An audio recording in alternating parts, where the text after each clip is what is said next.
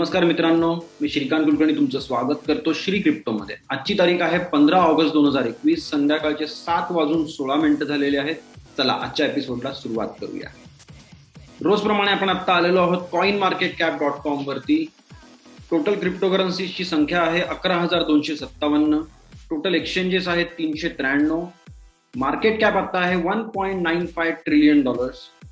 24 तासांचा trading volume आहे $104.7 billion. बिटकॉइनचा dominance आहे 44.2%. इथिरियमचा आहे 19%. तर टोटल मार्केट कॅप चेक केलं तर $1.95 ट्रिलियन आहे आणि अर्ध्या टक्क्याने म्हणजे 0.52%ने मार्केट कालपेक्षा खाली आलेलं आहे. टॉप 10 क्रिप्टोकरन्सीज चेक करूया.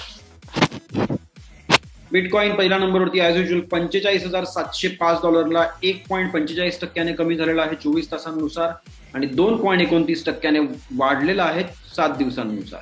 दुसऱ्या नंबरवरती इथिरियम आहे $3,147 2.5% कमी झाला आहे 24 तासांमध्ये आणि 1% वाढला आहे 7 दिवसांमध्ये. तिसऱ्या नंबरवरती BNB आहे म्हणजे बायनान्स कॉइन $399 1% कमी झाला आहे 24 तासांमध्ये आणि 13.21% वाढलेला आहे 7 दिवसांमध्ये. कार्डेनो म्हणजे ADA आता आहे चौथ्या नंबरवरती $2 अवेलेबल आहे 3.33% कमी झाला आहे 24 तासांमध्ये आणि 41.37% वाढला आहे 7 दिवसांमध्ये. टेदर 5व्या नंबरला स्टेबल कॉइन आहे $1. रिपल म्हणजे XRP 6व्या नंबरवरती $1.24 आहे 8.25% वाढलाय फक्त 24 तासांमध्ये आणि 7 दिवसांमध्ये 54.28% वाढलेला आहे. भरपूर ग्रोथ दिलेली आहे रिपलने. 7व्या नंबरवरती बऱ्याच जणांचा फेवरेट आणि बऱ्याच जणांचा नावडता 29 सेंटला डोज कॉइन आहे आणि 29 सेंट म्हणजे $0.293 ऍक्च्युली 4.25% वाढलाय 24 तासांमध्ये आणि 12.28% वाढलाय 7 दिवसांमध्ये. USDC म्हणजे सर्कल कंपनीचा स्टेबल कॉइन 8व्या नंबरवरती $1.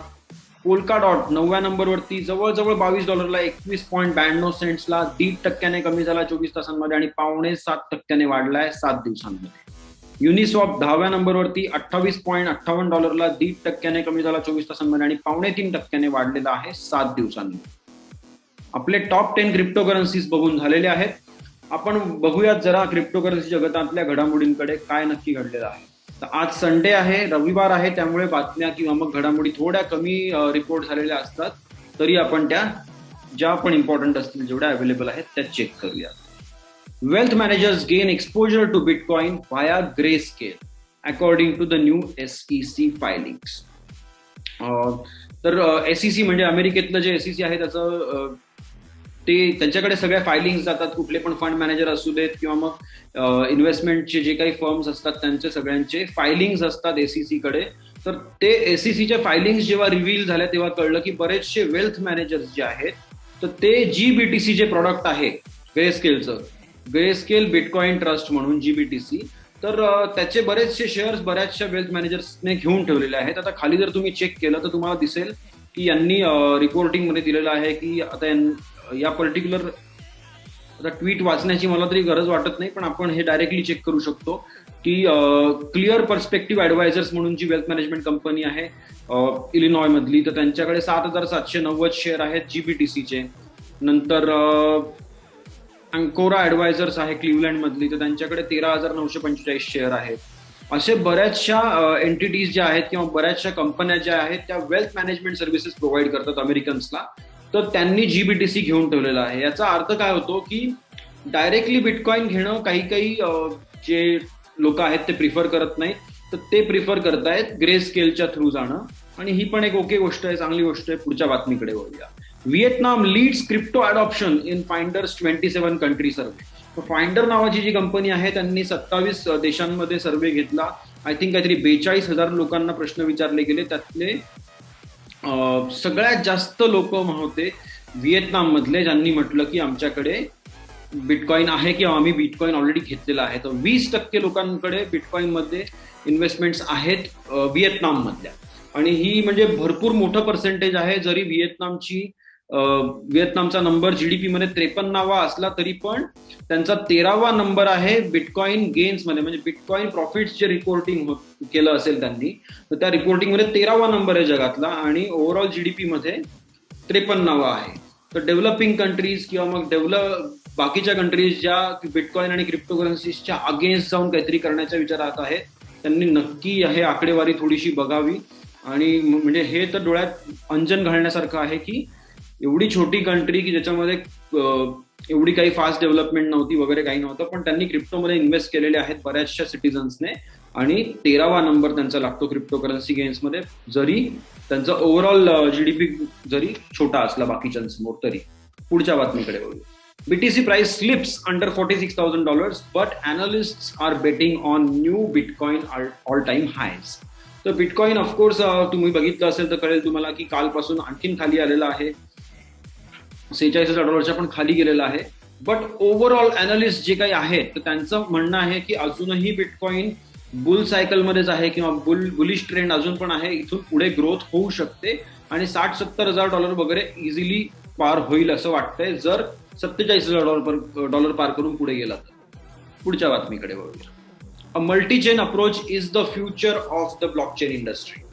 तर मल्टी चेन म्हणजे थोडक्यात काय की जसं आपण बघतो की इंटरनेटमध्ये काय असतं की वेगवेगळ्या कंपन्यांचे, कॉलेजेसचे आणि जेवढे पण एंटिटीज आहेत त्यांचे स्वतःचे इंट्रानेट असतात, बरोबर. आणि असे सगळे इंट्रानेट्स कनेक्ट होतात वेगवेगळे एकमेकांना, आणि मेन नेटवर्क सर्व्हिस प्रोव्हायडर्स पण बरेचसे असतात, आणि ते सगळे कनेक्ट होऊन मग आपलं इंटरनेट तयार होतं ओव्हरऑल, बरोबर. तर तसंच मल्टी चेन नावाचा प्रकार म्हणजे तोच आहे की एक मेन ब्लॉकचेन्स असतील, बिटकॉइन, नंतर लाईटकॉइन, इथिरियम आणि बरेच आहेत, तर त्या सगळ्या ब्लॉकचेन्स असतील आणि वेगवेगळ्या एंटिटीज त्याच्यावरती बेस्ड काहीतरी सेकंडरी लेअर, टर्शरी लेअर वगैरे असे सोल्युशन्स येतील. जसं लाइटनिंग नेटवर्क बघितलं तर बिटकॉइन आणि लाईटकॉइनला सपोर्ट करणारं त्याचं सेकंड लेअर सोल्युशन लाइटनिंग आहे. इथिरियमचं बघितलं तर पॉलिगॉन आहे, ज्याचं नाव पूर्वी मॅटिक होतं.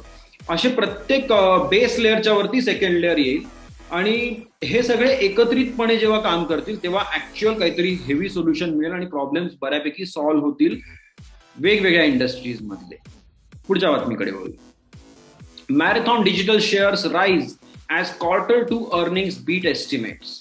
तर क्वार्टर 2 मध्ये अर्निंग्स मध्ये एक्सपेक्टेड होते पर शेअर 0.16 म्हणजे 16 सेंट पर शेअर एक्सपेक्टेड होते, पण त्यांनी अर्निंग्स दिलेले आहेत 0.21 म्हणजे 21 सेंट पर शेअर, आणि त्यामुळे काय झालेलं आहे, त्यांचे शेअरची प्राइसेस जवळजवळ 4.5% वाढलेली आहे. मॅरेथॉन डिजिटल ही मायनिंग पण करते आणि मॅरेथॉन डिजिटल क्रिप्टोकरन्सीज विकतही घेते त्यांच्या फंडच्या थ्रू. ओके, तर या कंपनीकडे बघायला हरकत नाही तुम्हाला डिटेल्स चेक करायला. पुढच्या न्यूजकडे बघूया. Honor releases first Snapdragon smartphone with digital yuan wallet. तर सीबीडीसी आपलं सगळं चालू होतं कधीपासून, तर चायनामधली सीबीडीसी ऑलरेडी रेडी आहे. डिजिटल युआन त्याला म्हणतात ते. आणि ऑनर ही जी कंपनी आहे चायनीज स्मार्टफोन मॅन्युफॅक्चरर, तर त्यांनी ऑलरेडी असा एक मोबाईल लॉन्च केला आहे की ज्याच्यामध्ये बिल्ट इन सीबीडीसी साठीचं वॉलेट आहे, चायनीज सीबीडीसी साठीचं, आणि त्याच्यामध्ये ते लोक डिजिटल युआनची ट्रान्झॅक्शन करू शकतात. पुढच्या बातमीकडे बघूया. Hive Blockchain boosts capacity with 1800 Antminer order. तर अँटमायनर S19J Pro हे जे मॉडेल आहे बिटकॉइन मायनिंग डिव्हाइस आहे, तर हे त्यांनी ऑर्डर केलेले आहेत 1800 डिव्हाइसेस, ऑफकोर्स बिटमेन कडून ऑर्डर केलेले आहेत.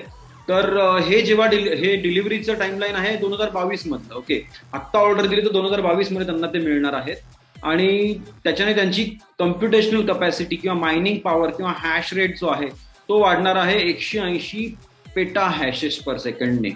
तर मोठा ग्रोथ आहे.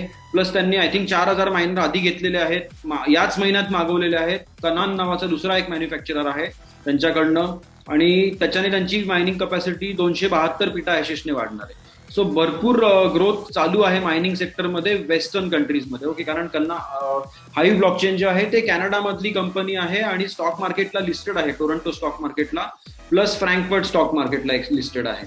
तर भरपूर मायनिंगमध्ये भरपूर इन्स्टिट्यूशनल इन्व्हेस्टर्स सुद्धा आता एंट्री करतायत, काहीतरी चांगलं होत आहे.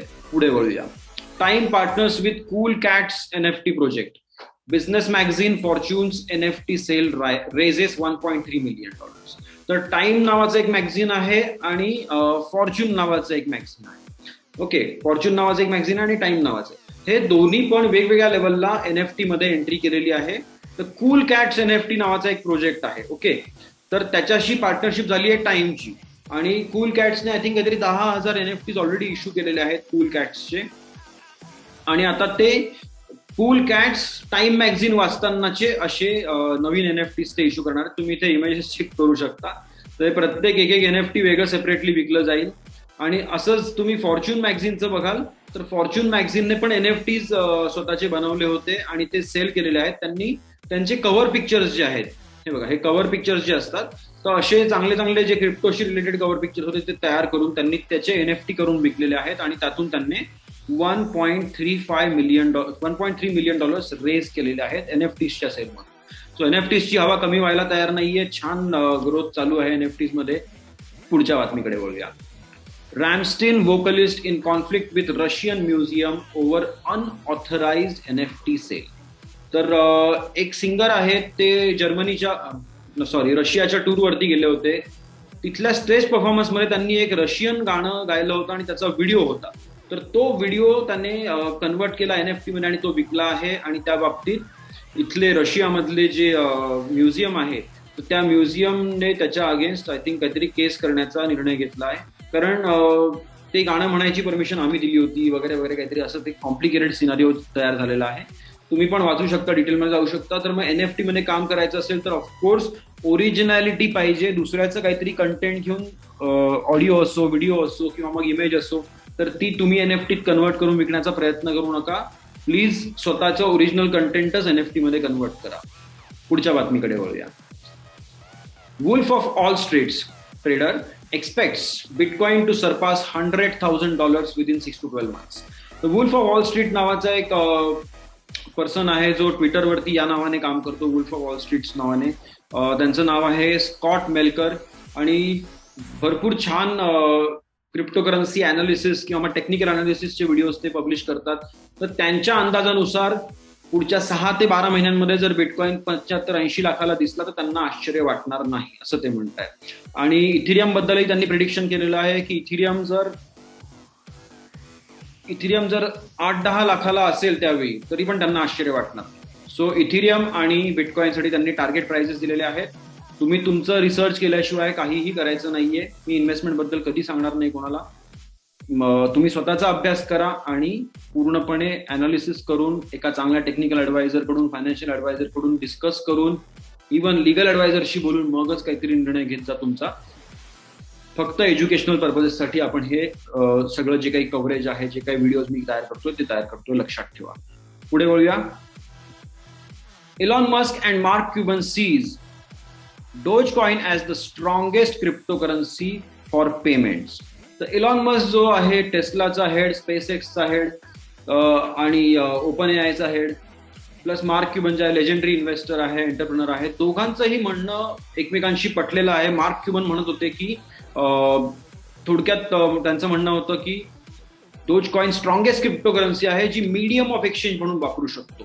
कारण त्याची प्राइस इतकी पण जास्त नाहीये की तुम्हाला खर्च करताना भीती वाटेल किंवा मग फीज पण एवढ्या नाहीये ट्रान्झॅक्शनला की तुम्हाला कंटाळा येईल ते वापरण्यासाठी. ओके, सो पेमेंटसाठी तुम्ही ती वापरू शकता असं त्यांचं म्हणणं होतं. आणि ताबडतोब त्यांना एलॉन मस्कने कमेंट दिलेली आहे किंवा एलॉन मस्कने त्यांना रिप्लाय दिलेला आहे की I been saying this for a while. म्हणजे मी बऱ्याच दिवसांपासून हेच सांगतोय आणि जे मार्क क्युबन म्हणाले तेच मी बऱ्याच दिवसांपासून सांगतोय. सो थोडक्यात काय आहे की डोज कॉइन हा एक जुना कॉइन आहे. जरी मेम कॉइन असला किंवा मग कॉमेडी कॉइन किंवा मग ह्युमरस काहीतरी त्यांनी तयार करायचं म्हणून केलेलं असलं तरी पण त्याची कम्युनिटी स्ट्रॉंग आहे. खूप सारे युजर्स आहेत, खूप सारे मायनर्स आहेत. जरी मायनिंग प्रॉफिटेबल नसलं तरी लोक मायनिंग करत राहत होते आधीपासून. त्यामुळे एकदम डेडिकेटेड कम्युनिटी आहे जी डोजकॉइन वापरतात. आणि त्यामुळेच अशा मल्टिपल कारणांमुळे डोजकॉइन पेमेंटसाठीची सगळ्यात स्ट्रॉंग क्रिप्टोकरन्सी बनू शकते फ्युचरमध्ये, असं यांचं म्हणणं आहे. मला पण असं वाटत होतं. रादर हे ज्या गोष्टी रिसेंटली घडतात त्यामुळे ती बिलीफ स्ट्रॉंग होत चालली आहे. मी लाईट कॉइन मध्ये पण स्ट्रॉंगली बिलीव्ह करतो आणि डोजकॉइन मध्ये पण आता बिलीव्ह करायला सुरुवात केलेली आहे. पूर्वी नव्हतो करत एवढी. नेक्स्ट बातमीकडे बघूया. UK police seize USB stick with Ethereum worth $9.5 million. तर जवळजवळ 75 किंवा मग रादर 75 करोड रुपये किमतीचे इथिरियम असलेली USB स्टिक, म्हणजे थोडक्यात एक हार्डवेअर वॉलेट त्यांना मिळालेलं आहे. कोणाकडून मिळालेलं आहे तर त्यांनी एक 23 वर्षीय मुलगा आणि 25 वर्षीय मुलगी होती, त्यांना अरेस्ट केलं होतं. त्यांना मनी लॉन्ड्रिंग आणि भरपूर केसेसमध्ये ते हवे होते आणि त्यांना टिप मिळाली होती, तेव्हा त्यांनी त्यांना अरेस्ट केल्यावरती त्यांना ते मिळालं. आणि ओव्हरऑल त्यांनी सीज केलेली प्रॉपर्टी जी आहे दॅट इज $22.25 मिलियन. ओके, तर टोटल स्कॅमची किंमत त्यांनी सीज केलेल्या टोटल प्रॉपर्टीची किंमत $22.25 मिलियन आहे. त्यातले $9.5 मिलियन फक्त एका हार्डवेअर वॉलेटवरती आहेत.